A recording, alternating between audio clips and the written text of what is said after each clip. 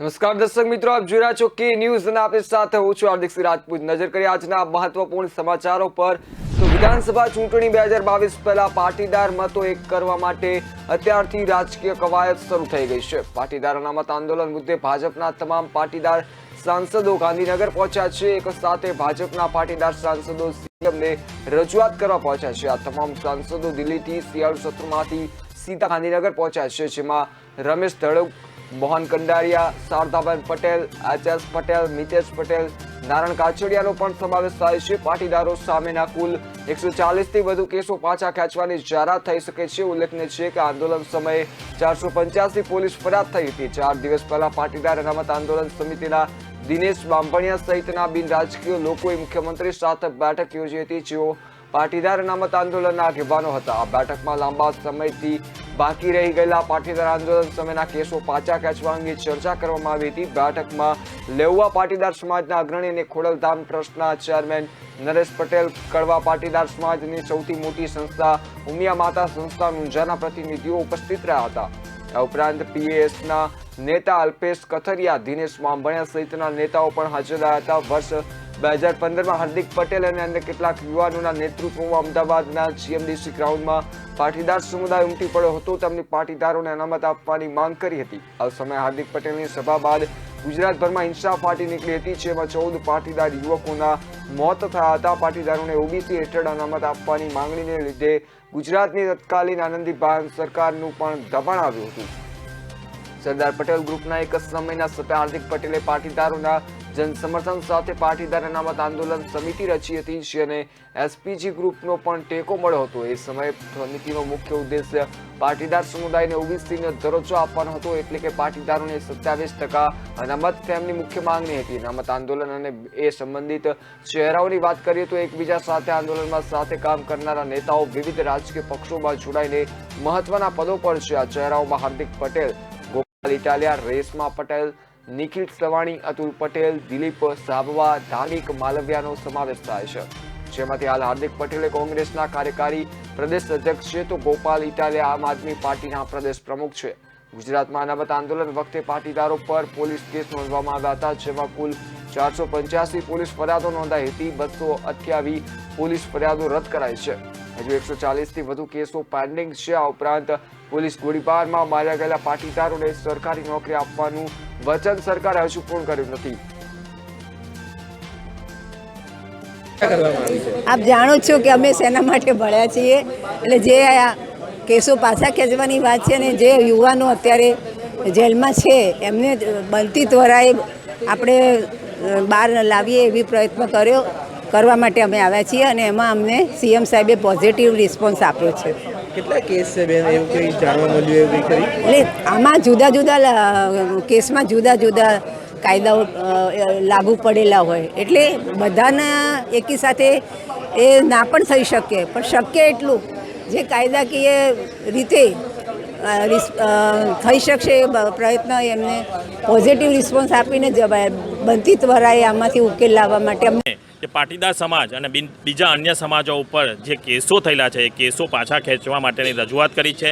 સકારાત્મક જવાબ મળ્યો છે, પોઝિટિવ જવાબ મળ્યો છે, અને જે પ્રક્રિયા પૂર્ણ કરી અને એ બધા જ જે કેસો હોય એ કેસો પાછા ખેંચાય એ માટેની રજૂઆત કરી છે।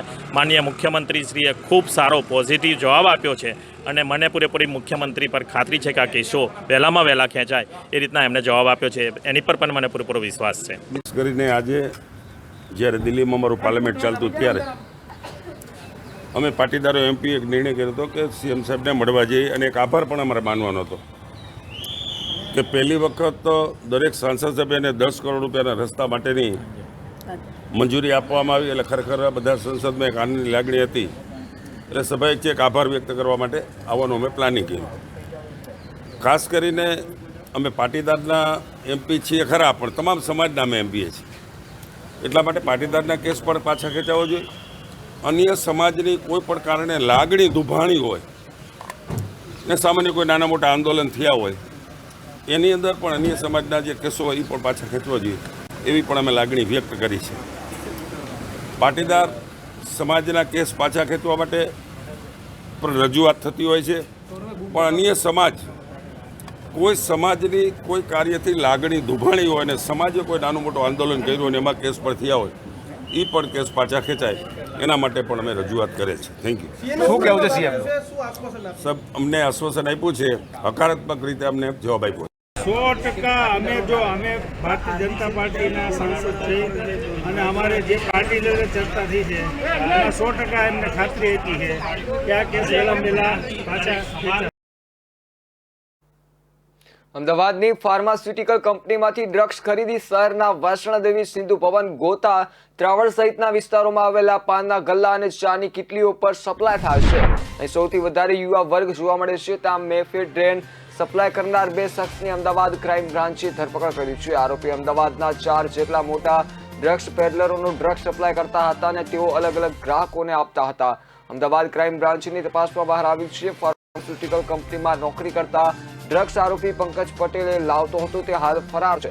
જેને ઝડપાયા બાદ ફાર્માસ્યુટિકલ કંપનીમાં ડ્રગ્સ બનાવી આપનાર અને તેમાં સંડોવાયેલા વ્યક્તિ અને કંપનીની વધુ વિગત બહાર આવશે. અમદાવાદ શહેરમાં એમડી ડ્રગ્સ સહિતના નશાકારક દ્રવ્યો સપ્લાય થઈ રહ્યા છે, જેને ધ્યાનમાં રાખી અમદાવાદ શહેર પોલીસ દ્વારા આવા સપ્લાય કરનાર અને વેચનાર લોકોની સામે કાર્યવાહી કરવામાં આવી રહી છે. અમદાવાદ ક્રાઇમ બ્રાન્ચના પીઆઈ ડીબી બારડ અને જેએન ચાવડાને બાતમી મળી હતી કે શહેરના પશ્ચિમ વિસ્તારમાં ત્રાગડ રોડ પર નિરમા યુનિવર્સિટી આસપાસના વિસ્તારમાં કેટલાક વિદ્યાર્થીઓ અને યુવાનોને ડ્રગ્સ સપ્લાય કરવામાં આવે છે. બાતમીના આધારે ક્રાઇમ બ્રાન્ચની ટીમે થલતેજ ન્યુયોર્ક ટાવરમાં રહેતા આરોપી રવિ શર્માની ધરપકડ કરી હતી. રવિ શર્માની પૂછપરછ કરતા પોતે એમડી ડ્રગ્સ લે છે અને અન્ય લોકોને આ ડ્રગ્સ સપ્લાય કરે છે. ત્રાગડ રોડ પર આવેલા સાગા ફ્લેટમાં રહેતા આશિષ પટેલ નામના વ્યક્તિ પાસેથી ડ્રગ્સ ખરીદતો હોવાનું જાણવા મળ્યું હતું. જેથી ક્રાઇમ બ્રાન્ચની ટીમે આશિષ પટેલને પણ ઝડપી લીધો છે. બંનેની પૂછપરછ કરતા આશિષ પટેલે રવિ શર્માને ડ્રગ્સ સપ્લાય કરતો હતો અને રવિ શર્મા અલગ અલગ ગ્રાહકોને ડ્રગ્સ સપ્લાય કરતો હતો. ક્રાઇમ બ્રાન્ચના એસીપી ડીપી ચુડાસમાએ જણાવ્યું હતું કે રવિ શર્મા પોતે એક લીગલ કોલ સેન્ટરમાં નોકરી કરે છે અને હાલમાં આ રીતે ડ્રગ્સ સપ્લાય કરવાનું કામ કરે છે. આરોપી આશિષ પટેલને હોલસેલમાં દવાઓનો માણસમાં મેડિકલ સ્ટોર છે. બંનેની પાસેથી 23 ગ્રામ અને 50 ગ્રામ મેફેડ્રોન ડ્રગ્સ મળી આવ્યું છે.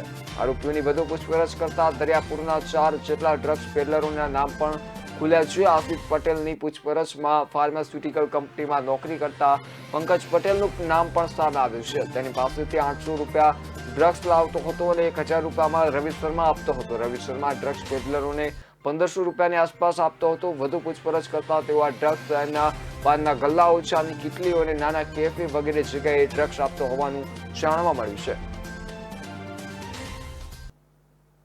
પોરબંદરના સુભાષનગર વિસ્તારમાંથી 2 શંકાસ્પદ કબૂતરો મળી આવ્યા છે, જેને લઈને સુરક્ષા એજન્સીઓએ સતર્ક બની ગઈ છે. કબૂતરની પાંખોમાં વિચિત્ર ભાષા તેમજ પગમાં ચીપ લગાડેલી હોવાનું શંકાના આધારે તપાસનો ધમધમાટ શરૂ કરી દેવામાં આવ્યો છે. હાલમાં જ પોરબંદર નજીકના દરિયામાંથી પાકિસ્તાનની 2 જેટલી બોટો સાથે 18 માછીમારો ઝડપાયા હતા, જેની ભારતીય દરિયાઈ સુરક્ષા એજન્સીઓ દ્વારા પૂછપરછ અને તપાસ કરવામાં આવી રહી છે. ત્યારે જ પોરબંદરના સુભાષનગર વિસ્તારમાંથી 2 જેટલા શંકાસ્પદ કબૂતરો મળી આવતા સ્થાનિકોએ હાર્બર મરીન પોલીસની જાણ કરી હતી. આ શંકાસ્પદ કબૂતરોની પાંખોમાં વિચિત્ર પ્રકારની ભાષાના સિક્કાઓ મારેલા નજરે પડે છે, તેમજ તેના પગમાં ચિપ્સ લગાઈ હોવાનું પણ અનુમાન લગાવાઈ રહ્યું છે. કોઈ માછીમારી બોટ મારફતે આ કબૂતરો દરિયા કિનારાના સુભાષનગર વિસ્તાર સુધી પહોંચ્યા હોવાનું મનાઈ રહ્યું છે. ત્યારે હાલ તો પોલીસે આ કબૂતરોનો કબજો લઈ ઊંડાણપૂર્વકની તપાસ શરૂ કરી છે. તેમજ તપાસ માટે ફોરેસ્ટ, FSL, વાયરલેસ વિભાગ, BDDS તેમજ વેટરનીટ ડોક્ટરો સહિતની મદદ લેવાઈ રહી છે.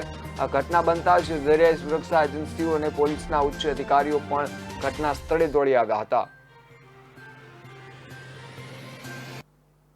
મુખ્યમંત્રી ભૂપેન્દ્ર પટેલની શુભેચ્છા મુલાકાત નેધરલેન્ડના ભારત સ્થિત રાજદૂત માર્ટને વન ડે વર્ગ ગાંધીનગર લીધી હતી. તેમણે ગુજરાતમાં energy, food processing, value chain, chemicals, logistics અને બેન્કિંગ, ઇન્સ્યોરન્સ જેવા સેક્ટર્સમાં ડચ કંપનીઝ કાર્યરત છે તેની વિગતો મુખ્યમંત્રીને આપી હતી. મુખ્યમંત્રી ભૂપેન્દ્ર પટેલ સાથે તેમણે ક્ષારયુક્ત જમીનમાં ખેતી એટલે કે સેલાઇન કલ્ટિવેશન સેક્ટર અને રેતાળ ભૂમિમાં ગોબર નાવ વૃત્તિ આવી જમીનની ફળદ્રુપતા વધારવાના ક્ષેત્રમાં નેધરલેન્ડની તજજ્ઞતા, એક્સપર્ટીઝ અંગે ચર્ચા પરામર્શ કર્યો હતો.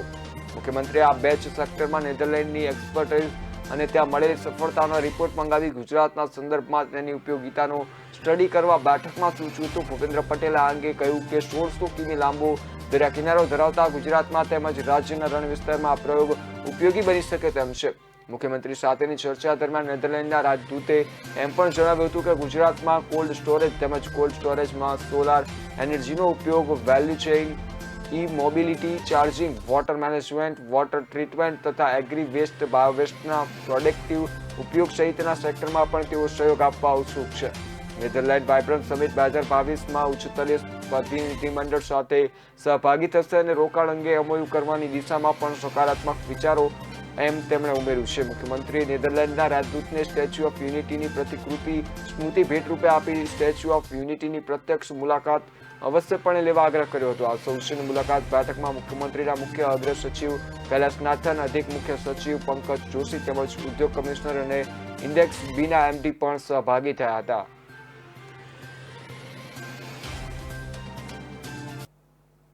વડાપ્રધાન નરેન્દ્ર મોદીએ સમિટ ફોર ડેમોક્રેસીને વિડીયો કોન્ફરન્સ દ્વારા સંબોધિત કરતા જણાવ્યું હતું કે મને આ સમિટમાં વિશ્વના સૌથી મોટા લોકતંત્ર ભારતનું પ્રતિનિધિત્વ કરવાનો ગર્વ છે. લોકશાહીના ભાવના આપણી સભ્યતાનો અભિન્ન અંગ છે. સદીઓનું પરપ્રાંતીય શાસન પણ ભારતીય લોકોની લોકશાહી ભાવનાને દબાવી શક્યું નથી.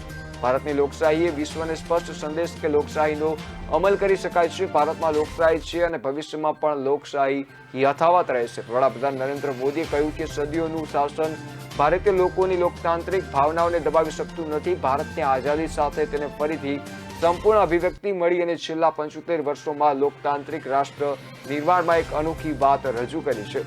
બહુપક્ષીય ચૂંટણીઓ, સ્વતંત્ર ન્યાયતંત્ર અને સ્વતંત્ર મીડિયા જેવા માળખાકીય લક્ષણો લોકશાહીના મહત્વપૂર્ણ સાધનો છે. જો કે લોકશાહીની મુખ્ય તાકાત એ છે કે ભાવના અને નૈતિકતા ઉપર છે જે આપણા નાગરિકો અને સમાજમાં સમાયેલી છે. વિશ્વના વિવિધ ભાગોએ લોકતાંત્રિક વિકાસના વિવિધ માર્ગોને અનુસર્યા છે. વડાપ્રધાન મોદીએ જણાવ્યું કે આપણે એકબીજા પાસેથી ઘણું શીખી શકીએ છીએ. આપણે બધાએ આપણી લોકશાહી પ્રણાલીઓ અને પ્રણાલીઓમાં સતત સુધારો કરવાની જરૂર છે. આજનું આ સંમેલન વિશ્વની લોકશાહીઓ વચ્ચે સહકારને આગળ વધારવા માટે સમયસર મંચ પૂરો પાડે છે. ભારતને નવીન ડિજિટલ સોલ્યુશન્સ દ્વારા મુક્ત અને ન્યાયી ચૂંટણીઓ કરાવવા અને શાસનના તમામ ક્ષેત્રોમાં પારદર્શિતા વધારવા તેની કુશળતા શેર કરવામાં ખુશી થશે. પીએમ મોદીએ જણાવ્યું હતું કે લોકશાહી આપણા નાગરિકોની આકાંક્ષાઓને પૂર્ણ કરી શકે છે અને માનવતાની લોકશાહી ભાવનાની ઉજવણી કરી શકે છે. ભારત આ ઉમદા પ્રયાસોમાં લોકશાહીના સાથી સાથે જોડાવા માટે તૈયાર છે. આ પહેલા ગુરુવારે આ સંમેલનને સંબોધિત કરતી વખતે પીએમ મોદીએ લોકશાહીને બચાવવા માટે ટેક કંપનીઓ પાસેથી સહયોગની અપેક્ષા વ્યક્ત કરી હતી. વડાપ્રધાન નરેન્દ્ર મોદીએ એમ પણ જણાવ્યું હતું કે ભારતની સભ્યતાનું મૂળભૂત તત્વ લોકશાહીનો ઉદ્ભવ છે. ભારતીયો લોકશાહીની ભાવના, કાયદાનો આદર અને ઉદારવાદી સ્વભાવને સ્વીકારે છે. તમામ લોકશાહી દેશોએ તેમના બંધારણમાં સમાવિષ્ટ લોકતાંત્રિક મૂલ્યો અનુસાર પગલાં ભરવાની જરૂર છે. સંવેદનશીલતા, જવાબદારી, વહેંચણી અને સુધારણા એ લોકશાહી શાસનના 4 ભાગ છે.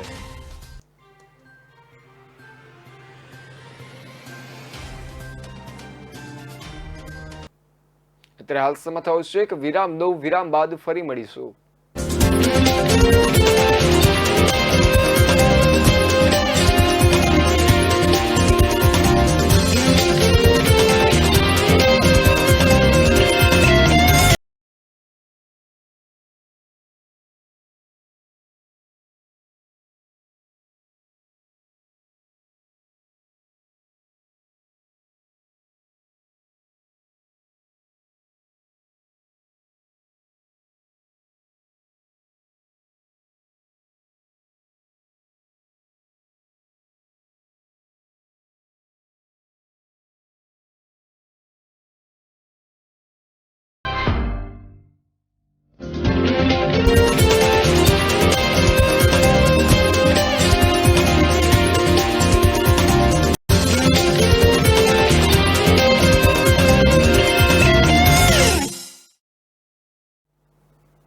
વિરામ બાદ આપનું સ્વાગત છે. નજર કરીએ આગળના સમાચારો પર. તો વડાપ્રધાન નરેન્દ્ર મોદી શનિવારે ઉત્તર પ્રદેશના બલરામપુર જિલ્લાની મુલાકાત લેશે. પીએમ મોદી બપોરે લગભગ 1 વાગે અહીં સરયુ નહેર રાષ્ટ્રીય પ્રોજેક્ટનું ઉદ્ઘાટન કરશે. આ યોજનાનો લાભ 26 લાખ ખેડૂતોને મળશે અને 14 લાખ હેક્ટરથી વધુ વિસ્તારમાં સિંચાઈ માટે પાણીની વ્યવસ્થા કરવામાં આવશે. આ પ્રોજેક્ટ પર કામ વર્ષ 1978માં શરૂ થયું હતું, પરંતુ અંદાજપત્રીય સમર્થન, આંતર વિભાગીય સંકલન અને યોગ્ય દેખરેખની સાતત્યતાના અભાવને કારણે પ્રોજેક્ટ સ્થગિત થઈ ગયો હતો. અને લગભગ 4 દાયકાના વિરામ પછી પણ તે પૂર્ણ થઈ શક્યો ન હતો. વડાપ્રધાન નરેન્દ્ર મોદીના ખેડૂતના કલ્યાણ અને તેમના સશક્તિકરણ અને રાષ્ટ્રીય મહત્વના લાંબા સમયથી પડતર પ્રોજેક્ટને અગ્રતાના ધોરણે પૂર્ણ કરવાના વિઝનને કારણે આ પ્રોજેક્ટ પર જરૂરી ધ્યાન મળ્યું. પરિણામે 2016માં આ પ્રોજેક્ટને પ્રધાનમંત્રી કૃષિ સિંચાઈ યોજનામાં સામેલ કરવામાં આવ્યો હતો અને તેમને સમય મર્યાદામાં પૂર્ણ કરવાનું લક્ષ્ય નક્કી કરવામાં આવ્યું હતું. આ પ્રયાસમાં નવી નહેરોનું નિર્માણ માટે નવી જમીન સંપાદિત કરવા અને પ્રોજેક્ટમાં રહેલી ત્રુટીઓને દૂર કરવા માટે નવા સમાધાન કરવામાં આવ્યા હતા. સાથે અગાઉ સંપાદિત થયેલી જમીનને લગતા પડતર કેસોનું નિરાકરણ કરવામાં આવ્યું હતું. નવેસરથી ધ્યાન કેન્દ્રિત કરવાને કારણે પ્રોજેક્ટ લગભગ 4 વર્ષમાં પૂર્ણ થયો. સરયુ નહેર રાષ્ટ્રીય પ્રોજેક્ટના નિર્માણનો કુલ ખર્ચ 9,800 કરોડથી વધુ છે, જેમાંથી છેલ્લા 4 વર્ષમાં ₹4,600 કરોડથી વધુની જોગવાઈ કરવામાં આવી છે. વિસ્તાર માટે જળ સંસાધનનો યોગ્ય ઉપયોગ સુનિશ્ચિત કરવા માટે 5 નદીઓ ઘાઘરા, સરયુ, રાપ્તી, બાણગંગા અને રોહિણીને એકબીજા સાથે જોડવાની જોગવાઈ પણ પ્રોજેક્ટમાં કરવામાં આવી છે. આ પ્રોજેક્ટ 14 લાખ હેક્ટરથી વધુ ખેતરોની સિંચાઈ માટે પાણીની ઉપલબ્ધતાને સુનિશ્ચિત કરશે અને પૂર્વ ઉત્તર પ્રદેશના 6,200થી વધુ ગામોમાં લગભગ 29 લાખ ખેડૂતોને ફાયદો થશે. તેનાથી પૂર્વ ઉત્તર પ્રદેશના 9 જિલ્લાઓને ફાયદો થશે. બહારિયા, શ્રાવસ્તી, બાલરામપુરા, ગોંડા, સિદ્ધાર્થનગર, બસ્તી, સંત કબીરનગર, ગોરખપુર અને મહારાજગંજ ખેડૂતોને હવે સિંચાઈની સુધારેલી ક્ષમતાથી ઘણો ફાયદો થશે. હવે તેઓ મોટા પાયે પાકનું ઉત્પાદન કરી શકશે અને પ્રદેશની કૃષિ ક્ષમતામાં વધારો કરી શકશે. પંજાબના મુખ્યપ્રધાન ચરણજીતસિંહ ચન્નીએ શુક્રવારે કહ્યું હતું કે રાજ્ય સરકાર દિલ્હીની સરહદોથી વિજય પરત ફરવા પર તેઓનું સ્વાગત કરશે. ખેડૂતો, ખેત મજૂરો અને સંયુક્ત કિસાન મોરચાના આગેવાનોને અભિનંદન આપતા મુખ્યમંત્રીએ જણાવ્યું કે આ લોકોની જીત છે અને સમાજના વિવિધ વર્ગોની એકતાએ મોદી સરકારની કઠોર કાળા કાયદાઓ પાછા ખેંચવાની ફરજ પાડી છે.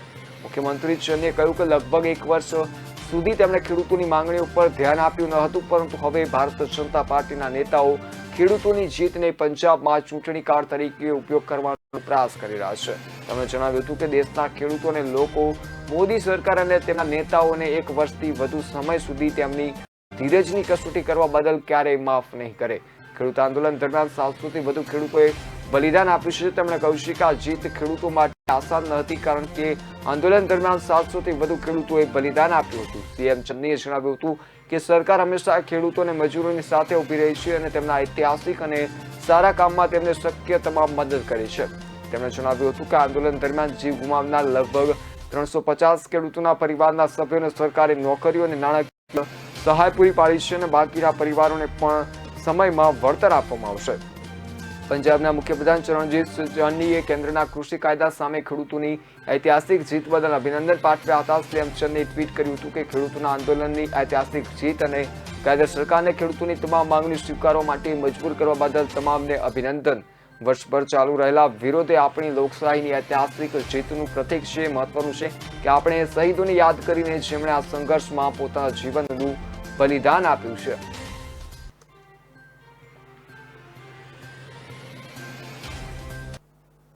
અફઘાનિસ્તાનની રાજધાની કાબુલમાં સ્થિત ઐતિહાસિક ગુરુદ્વારા અને મંદિરોમાં રાખવામાં આવેલા ધાર્મિક ગ્રંથોને સુરક્ષિત રીતે ભારત લાવવામાં આવ્યા છે. દિલ્હી પહોંચતા જ કેન્દ્રીય મંત્રી હરદીપસિંહ પુરી અને બીજેપીના રાષ્ટ્રીય અધ્યક્ષ જેપી નડ્ડાએ એરપોર્ટ પર પવિત્ર શ્રી ગુરુ ગ્રંથ સાહિબને માથ પર રાખ્યો હતો. આ વિશેષ વિમાન દ્વારા 10 ભારત નાગરિકો સહિત 104 લોકોને પણ લાવવામાં આવ્યા હતા. ભારત સરકાર દ્વારા મોકલવામાં આવેલી વિશેષ ફ્લાઇટ દ્વારા 104 લોકોને બચાવી લેવામાં આવ્યા હતા. એક સાથે અનેક પવિત્ર ધાર્મિક ગ્રંથો ભારતમાં લાવવામાં આવ્યા હતા. કાબુલથી શીખ પ્રતિનિધિમંડળ આજે બપોરે કાબુલના ઐતિહાસિક ગુરુદ્વારામાં રાખવામાં આવેલા 3 ગુરુ ગ્રંથ સાહિબ લઈને આવ્યા હતા. શ્રી ગુરુ ગ્રંથ સાહિબજીને મહાવીર નગરના અર્જુન દેવજી ગુરુદ્વારામાં લઈ જવામાં આવ્યા હતા, જ્યારે હિન્દુ ધાર્મિક ગ્રંથોને ફરીદાબાદના આસામાઈ મંદિરમાં લઈ જવામાં આવ્યા હતા. અફઘાનિસ્તાનના ઐતિહાસિક ગુરુદ્વારાઓમાંથી 3 પવિત્ર શ્રી ગુરુ ગ્રંથ સાહિબ ઉપરાંત 5મી સદીના આસામાઈ મંદિરમાંથી રામાયણ, મહાભારત અને ભગવદ્ ગીતા સહિતના હિન્દુ ધાર્મિક ગ્રંથો પણ લાવવામાં આવ્યા હતા. ભારત સરકારે શુક્રવારે એક વિશેષ ચાર્ટર પ્લાન દ્વારા અફઘાનિસ્તાનની રાજધાની કાબુલથી 10 ભારત નાગરિકો સહિત 104 લોકોને બચાવ્યા હતા. વિદેશ મંત્રાલયના પ્રવક્તા અરિંદમ બાગચીએ જણાવ્યું હતું કે ભારતના ઓપરેશન દેવી શક્તિ હેઠળ ફ્લાઇટની વ્યવસ્થા કરવામાં આવી હતી. તાલિબાને 15 ઓગસ્ટે અફઘાનિસ્તાન પર કબજો કર્યા બાદ રાજકીય અસ્થિરતાની સ્થિતિ હતી અને મોટી સંખ્યામાં લોકોએ ત્યાંથી જવાનો પ્રયાસ કર્યો હતો. ભારતે ત્યાં ફસાયેલા ભારતીયોને બચાવવા માટે ઓપરેશન પણ શરૂ કર્યું હતું. વિદેશ મંત્રાલયના પ્રવક્તા અરિંદમ બાગચીએ ટ્વીટ કર્યું કે ઓપરેશન દૈવ શક્તિ હેઠળ ભારત દ્વારા ગોઠવવામાં આવેલી એક વિશેષ કાર્ય એર ફ્લાઇટ કાબુલથી નવી દિલ્હી પહોંચી છે, જેમાં અફઘાન, હિન્દુ, શીખ, લઘુમતી સમુદાયના સભ્યોનો સમાવેશ થાય છે. બચાવી લેવામાં આવેલા લોકોમાં 3 શિશુ સહિત 9 બાળકોનો પણ સમાવેશ થાય છે. સરકાર ટૂંક સમયમાં સંસદમાં બેન્કિંગ સુધારા બિલ રજૂ કરશે. કેબિનેટમાંથી મંજૂરી મળવાનું લગભગ નિશ્ચિત છે. આવતા અઠવાડિયે સંસદના બંને ગૃહોમાં અંગે ચર્ચા થવાની શક્યતા છે. સરકારે જાહેર ક્ષેત્રની 2 બેન્કોનું ખાનગીકરણ કરવાની જાહેરાત કરી છે. સરકાર આ બિલને કાયદાકીય સ્વરૂપ આપવા માટે સંસદમાં લાવશે. આમાં બેન્કિંગ સંબંધિત 2 કાયદામાં ફેરફાર કરવામાં આવશે, જેના દ્વારા સરકાર પોતાનો હિસ્સો વેચી શકશે. સરકાર આગામી સપ્તાહે બુધવારે મળનારી કેબિનેટ બેઠકમાં કાયદામાં ફેરફારને મંજૂરી આપવાની યોજના ધરાવે છે, જે બાદ તેને સંસદના ટેબલ પર મૂકવામાં આવશે અને ચાલુ શિયાળુ સત્ર દરમિયાન તેને પાસ કરવાની યોજનાઓ છે. સરકાર ચાલુ નાણાકીય વર્ષમાં ઓછામાં ઓછી 2 જાહેર ક્ષેત્રની બેન્કોમાં ડિસઇન્વેસ્ટમેન્ટની પ્રક્રિયા શરૂ કરવાનું લક્ષ્ય ધરાવે છે. એટલે કે સંસદમાંથી મંજૂરી મેળવવી, એક્સપ્રેશન ઓફ ઇન્વેસ્ટ જારી કરી, RFP જારી કરવી, આ પ્રક્રિયા થવી જોઈએ. પછી ભલેને ડિસઇન્વેસ્ટમેન્ટની પ્રક્રિયા પૂરી કરવામાં આવતા વર્ષો સુધીનો સમય લાગે. સરકારે આ 2 બેન્કોના નામની ભલામણ કરી દીધી છે, જેનું તે ખાનગીકરણ કરવામાં આવનાર છે. તેમાંથી ઇન્ડિયન ઓવરસીઝ બેંક મુખ્ય દાવેદાર છે, તેની સાથે સેન્ટ્રલ બેંક ઓફ ઇન્ડિયાનું નામ પણ તેમાં આવે છે. અત્રે ઉલ્લેખનીય છે કે આ બિલ સત્ર દરમિયાન રજૂ થનાર 26 બિલોમાંથી એક છે. 1 ફેબ્રુઆરીએ બજેટ રજૂ કરતા સરકારે ડિસઇન્વેસ્ટમેન્ટ અને ખાનગીકરણ માટે રૂપિયા 1.75 લાખ કરોડનો લક્ષ્યાંક રાખ્યો હતો. આ સાથે નાણામંત્રીએ જાહેરાત કરી હતી કે ચાલુ નાણાકીય વર્ષમાં 2 જાહેર ક્ષેત્રની બેન્કો અને 1 વીમા કંપનીનું ખાનગીકરણ કરવામાં આવશે. આ સિવાય LIC IPO લાવવાની પણ જાહેરાત કરવામાં આવી હતી. આ સાથે સરકાર BPCLમાં પોતાનો હિસ્સો વહેંચીને પણ ભંડોળ એકત્ર કરશે. બીજી તરફ ઓલ ઇન્ડિયા બેંક ઓફિસર્સ કોન્ફેડરેશને કહ્યું હતું કે બેન્કોના ખાનગીકરણનો વિરોધ કરશે. AIBOCના જનરલ સેક્રેટરી સૌમ્ય દત્તાએ કહ્યું હતું કે સરકાર આ શિયાળુ સત્રમાં બેન્કોના ખાનગીકરણને લગતું બિલ રજૂ કરશે. તેમનું કહેવું છે કે સરકારનો આ નિર્ણય સંપૂર્ણપણે રાજકીય પ્રેરિત છે. જો સરકાર ખાનગીકરણ કરશે તો પ્રાથમિકતા ક્ષેત્રને સરળતાથી લોન નહીં મળે. રાજ્યમાં દિવાળીના તહેવાર બાદ કોરોના કેસોમાં અચાનક ઉછાળો જોવા મળ્યો છે. ત્યારે રાજ્યમાં એકાએક કોરોનાથી મોતના આંકડાઓએ ઉછાળો લીધો છે. 3 જુલાઈ બાદ 5 મહિના બાદ પહેલીવાર છેલ્લા 24 કલાકમાં રાજ્યમાં 3 લોકોના મોત નીપજ્યા છે, જેમાં રાજકોટ શહેર તથા વલસાડ અને ભાવનગર જિલ્લામાં એક વ્યક્તિનું મોત થયું છે. તો છેલ્લા 24 કલાકમાં 63 નવા કેસ નોંધાયા છે, જ્યારે 39 દર્દીને ડિસ્ચાર્જ કરવામાં આવે છે. અમદાવાદમાં રાજ્યના સૌથી વધુ 13 નવા કેસ નોંધાયા છે. 2 શહેર અને 25 જિલ્લામાં એક પણ નવો કેસ નોંધાયો નથી. અગાઉ 2 ડિસેમ્બરે 50 કેસ નોંધાયા હતા. 10મી ડિસેમ્બરે રાજ્યમાં 3 દર્દીના મોત નોંધાયા છે. પહેલા 5મી ડિસેમ્બરે 1નું મોત નોંધાયું હતું. અગાઉ 20 સપ્ટેમ્બરે પહેલી અને બીજી લહેરના સૌથી ઓછા 8 કેસ નોંધાયા હતા. તેમજ રાજ્યનો રિકવરી રેટ 98.72% થયો છે.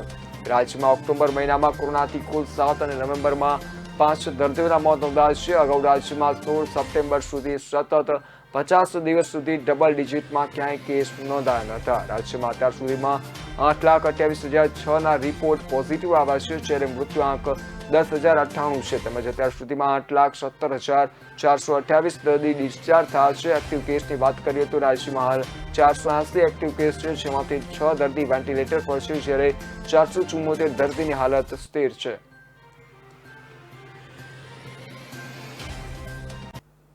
અત્યારે હાલ સમય થયો છે કે વિરામ બાદ ફરી મળીશું.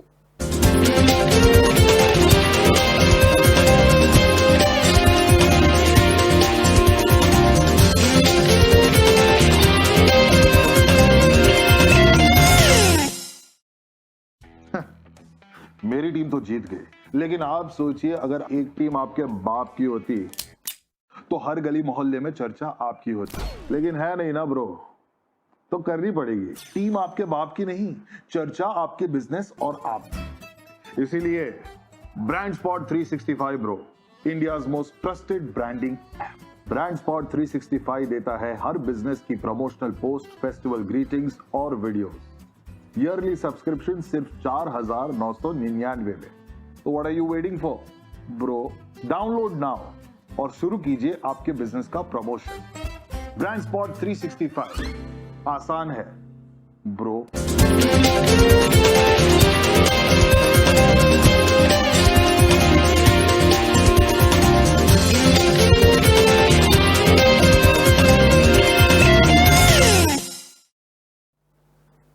વિરામ બાદ આપનું સ્વાગત છે. હવે વાત કરીએ જૂનાગઢની, તો જૂનાગઢમાં 36મી અખિલ ગિરનાર આરોહણ અવરોહણ સ્પર્ધા તારીખ 2 જાન્યુઆરી અને 14મી અખિલ ભારત ગિરનાર આરોહણ અવરોહણ સ્પર્ધા 6 ફેબ્રુઆરીના રોજ રમત ગમત યુવા અને સાંસ્કૃતિક પ્રવૃત્તિઓ વિભાગ ગાંધીનગર દ્વારા યોજાશે, જેમાં સિનિયર ભાઈઓ તથા બહેનો પાસે કોવિડ વેક્સિનના બંને ડોઝનું સર્ટિફિકેટ હશે તો જ આ સ્પર્ધામાં ભાગ લઈ શકશે. છેલ્લા ઘણા વર્ષોથી ગિરનાર પર આરોહણ અવરોહણ સ્પર્ધા યોજાતી આવી રહી છે. ગત વર્ષે કોરોનાની મહામારીના કારણે આ સ્પર્ધા મોકૂફ રાખવામાં આવી હતી, પરંતુ આ વર્ષે કોરોના મહામારીનું સંક્રમણ ઘટતા સરકાર દ્વારા ગિરનારની આરોહણ અવરોહણ સ્પર્ધા યોજવા મંજૂરી આપવામાં આવી છે. ત્યારે જૂનાગઢ વહીવટી તંત્ર પણ ગિરનારની આરોહણ અવરોહણ સ્પર્ધા માટેની તારીખ જાહેર કરી છે.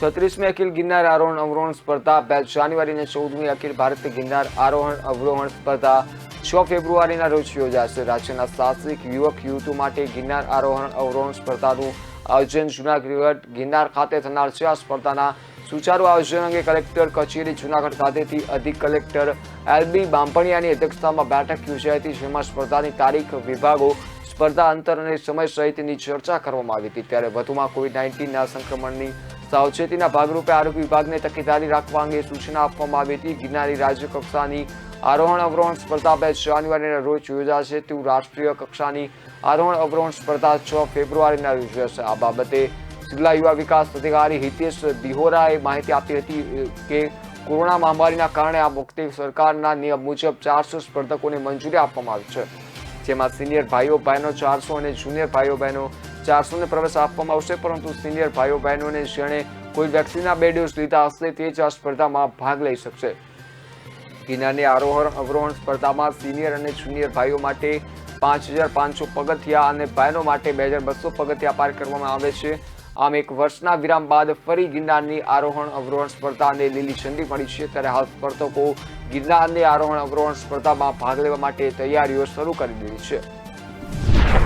રમતગમત અને યુવા સાંસ્કૃતિક પ્રવૃત્તિનો વિભાગ ગાંધીનગર તેમજ જિલ્લા કમિશનર કચેરી શ્રી રમતગમત અને યુવા સાંસ્કૃતિક પ્રવૃત્તિઓની મંજૂરી બાદ આજરોજ જિલ્લા વહીવટી તંત્ર સાથે ગિરનાર આરોહણ અવરોહણ સ્પર્ધા બાબતેની મિટિંગ પૂર્ણ કરી અમુક વસ્તુઓ નક્કી કરવામાં આવી છે. જેમ કે આ વર્ષે ગિરનાર આરોહણ અવરોહણ સ્પર્ધામાં હરેક એજ કેટેગરીમાં 400ની મર્યાદા રાખવામાં આવી છે.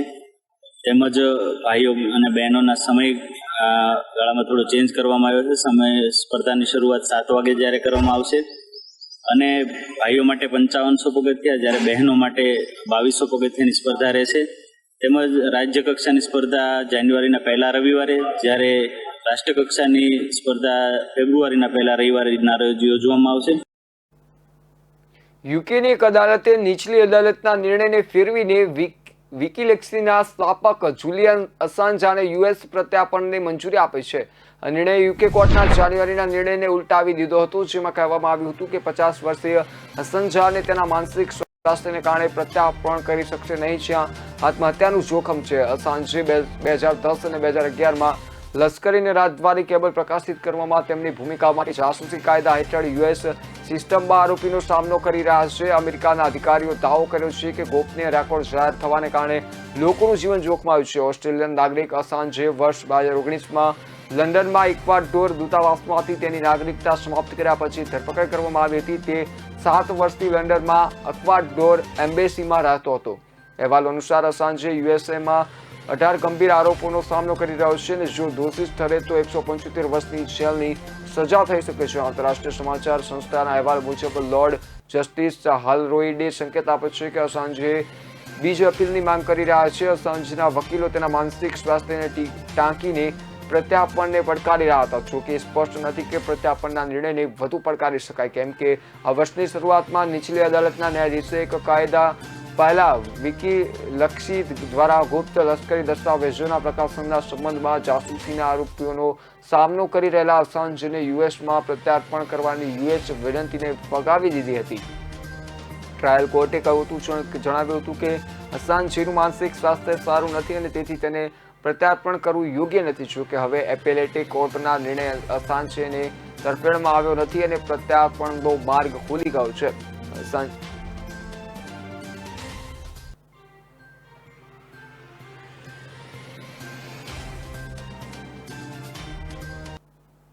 કોરોના વાયરસના નવા વેરિયન્ટ ઓમિક્રોનની સામે કોવિડ વેક્સિન અસરકારક હશે કે નહીં તેને લઈને હાલ રિસર્ચ ચાલી રહ્યું છે. તો બીજી બાજુ સિંગાપુરથી 2 લોકોમાં મળેલા વેરિયન્ટે વેક્સિનના બંને ડોઝ જ નહીં પરંતુ બુસ્ટર ડોઝને પણ ફેલ સાબિત કરી દીધો છે. સિંગાપુરમાં ઓમિક્રોન વેરિયન્ટથી સંક્રમિત મળેલા બંને લોકોએ કોવિડ વેક્સિનનો બુસ્ટર ડોઝ પણ લઈ લીધો છે. તેમ છતાં તેઓ ઓમિક્રોનથી સંક્રમિત હોવાને કારણે હવે બુસ્ટર ડોઝ પણ વાયરસ સામે સુરક્ષા આપી શકે છે કે નહીં તે અંગે સવાલો ઉઠી રહ્યા છે.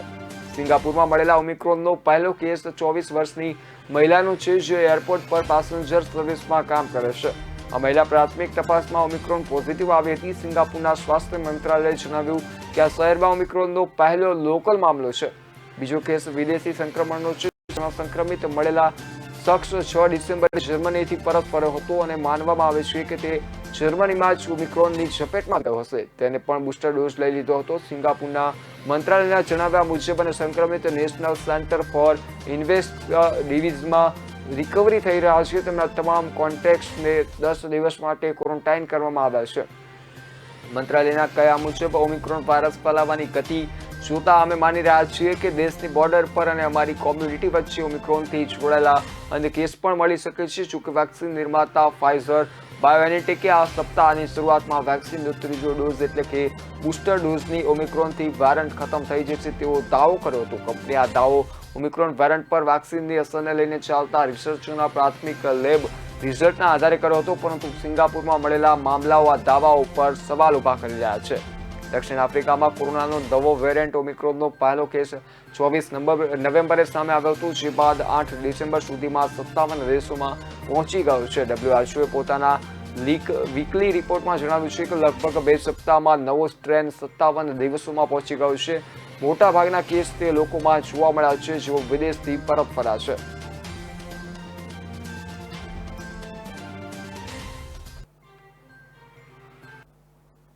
રશિયન સેના યુક્રેન સાથેની દેશની સરહદ નજીક એકત્ર થઈ રહી છે, જેના કારણે યુદ્ધની નવી આશંકાઓ ઊભી થઈ રહી છે.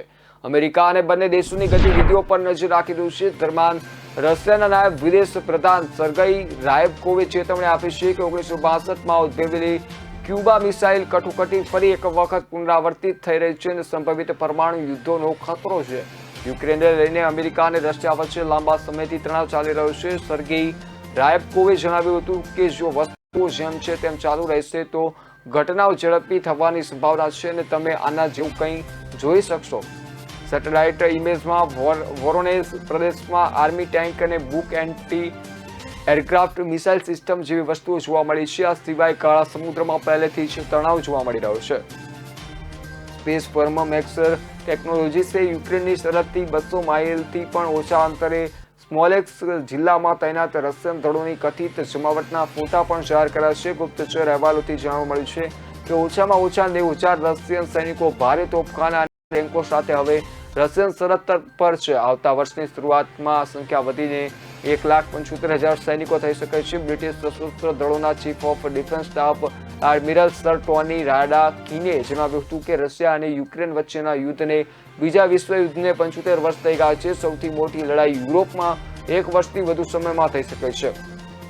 રશિયાના રાષ્ટ્રપતિ વ્લાદિમીર પુતિન દ્વારા યુદ્ધ અંગે પૂછવામાં આવેલા પ્રશ્ન પર પત્રકારની ટીકા કર્યા બાદ સૈનિકોની સંખ્યામાં વધારો થઈ રહ્યો છે. વાસ્તવમાં પત્રકારે પૂછ્યું હતું કે શું રશિયા યુક્રેન પર હુમલો કરવાનો ઈરાદો ધરાવે છે. પુતિને આના પર ખુલીને જવાબ આપ્યો ન હતો, પરંતુ તેમ કરવાની ના પાડી હતી. અમેરિકન રાષ્ટ્રપતિ જો બાઇડન સાથે વિડીયો સમિટમાં ભાગ લીધા બાદ તેમણે જણાવ્યું કે રશિયા શાંતિપૂર્ણ વિદેશ નીતિ અપનાવી રહ્યું છે, પરંતુ તેને તેની સુરક્ષા સુનિશ્ચિત કરવાનો અધિકાર છે. ઇન્ડિયન કાઉન્સિલ ઓફ મેડિકલ રિસર્ચના વડા બલરામ ભાર્ગવે શુક્રવારે જણાવ્યું હતું કે કોરોનાને લઈને વૈશ્વિક અને ભારતની કોવિડની સ્થિતિ પર બાજ નજર રાખવા માટે નિયમિત બેઠકો યોજવામાં આવી રહી છે. એક સત્તાવાર નિવેદનમાં આગામી પરિસ્થિતિઓને લઈને તેમણે જણાવ્યું હતું કે જ્યાં કોવિડ પોઝિટિવ સ્તર 5% સુધી પહોંચે ત્યાં જિલ્લા સ્તરના નિયંત્રણો લાદવામાં આવશે. બલરામ ભાર્ગવ DGICMR એ જણાવ્યું હતું કે ઓમિક્રોન પર ધ્યાન કેન્દ્રિત કરીને ભારત અને વૈશ્વિક સ્થિતિ પર નજર રાખવા માટે નિયમિત બેઠકોનું આયોજન કરવામાં આવી રહ્યું છે અને ગભરાટ ન ફેલાવવા માટે થઈને અમને સહયોગની જરૂર છે. જ્યાં 5%થી વધુ પોઝિટિવ હોય ત્યાં જિલ્લા સ્તરના નિયંત્રણો લાગુ કરવામાં આવશે. જ્યારે બીજી બાજુ નીતિ આયોગના સભ્ય સ્વાસ્થ્ય ડોક્ટર વી.કે. પોલે એક સત્તાવાર નિવેદનમાં જણાવ્યું હતું કે વૈશ્વિક સ્તરે માસ્કના વપરાશમાં ઘટાડા સામે ઓમિક્રોનના કેસોમાં થયેલા વધારાએ ચેતવણી આપી છે. પોતાના નિવેદનમાં વધુ જણાવતા કહે છે કે વિશ્વમાં વધતા જતા ઓમિક્રોનના દ્રશ્યો ઘણા ડિસ્ટર્બ છે. WHO માસ્કના વપરાશમાં ઘટાડા સામે ચેતવણી આપી રહ્યું છે કારણ કે ઓમિક્રોનનું વૈશ્વિક દ્રશ્ય ડિસ્ટર્બ કરતું છે. હવે જોખમી અને અસ્વીકાર્ય સ્તરે કામ કરી રહ્યા છીએ. આપણે યાદ રાખવું પડશે કે રસી અને માસ્ક બંને અત્યંત જરૂરી છે. ડોક્ટર વી.કે. પોલ, સભ્ય આરોગ્ય નીતિ આયોગના સભ્ય સ્વાસ્થ્યએ પણ ભારતમાં માસ્કના વપરાશમાં ઘટાડા સામે ચેતવણી આપી હતી. સંરક્ષણ ક્ષમતાના સંદર્ભમાં તેમણે કહ્યું કે દેશ હવે જોખમી અને અસ્વીકાર્ય સ્તરે કામ કરી રહ્યો છે. આપને જણાવી દઈએ કે ભારતમાં અત્યાર સુધીમાં કોરોના વાયરસના ઓમિક્રોન વેરિયન્ટના 25 કેસ નોંધાયા છે. કેન્દ્ર સરકારે કહ્યું છે કે વિદેશ પ્રવાસ બાદ ભારતમાં આવનારા મુસાફરોની દેખરેખ, સ્કેનિંગ અને મોનિટરિંગ કરવામાં આવી રહ્યું છે. અત્યારે હાલ સમાચારોમાં બસ આટલું જ. વધુ સમાચારો માટે જોતા રહો કે ન્યૂઝ. મને આપશો રજા.